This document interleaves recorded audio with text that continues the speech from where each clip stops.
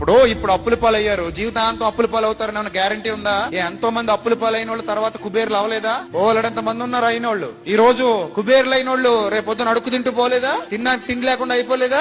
ఓలడంత మంది ఉన్నారు. అందుకే పెద్దలు అంటారు, బళ్ళు వాళ్ళు అవుతాయట, వాళ్ళేమవుతాయట, బళ్ళు అవుతాయట. పరిస్థితులు ఎప్పుడు ఒకలా ఉండవు, గుర్తుపెట్టుకోండి. చాలా మంది పరిస్థితులు ఎప్పుడు ఒకలాగే ఉంటాయనుకుని చచ్చిపోతుంటారు బుద్ధిహీనులు. వర్షాకాలాన్ని చూసి చచ్చిపోతే శీతాకాలం రాబోతుందన్న విషయం గుర్తుకు రావాలి నీకు. శీతాకాలంలో చలికి చచ్చిపోతారనుకుంటే ఎండాకాలం రాబోతుందన్న వాస్తవం అర్థం కావాలి నీకు. ఎండాకాలంలో వేడికి చచ్చిపోతారనుకుంటే వర్షాకాలం మరలా రాబోతుందన్న విషయం నీకు అర్థం కావాలి. లైఫ్ అనేది ఒక చక్రం, ఎప్పుడు ఒకలా ఉండదు. 9 నెలలు సంతోషంగా ఉండి 9వ నెల పూర్తయ్యేసరికి ప్రసవ వేదన అనుభవించి చచ్చిపోవాలన్నంత బాధ అనుభవించి తర్వాత పిల్లాడు క్యార్ మనగానే అన్ని మర్చిపోయి వాడిని ఎత్తుకుని ముద్దులెట్టేసుకుని నవ్వేసుకుంటుంది తల్లి. అంటే ఈ సమస్యలు, కష్టాలు, కన్నీళ్లు వస్తాయి, పోతాయి, ఉండవు. ఏ కష్టం శాశ్వత కాలం ఉండదు, ఏ శ్రమ శాశ్వత కాలం ఉండదు, ఏ బాధ శాశ్వత కాలం ఉండదు.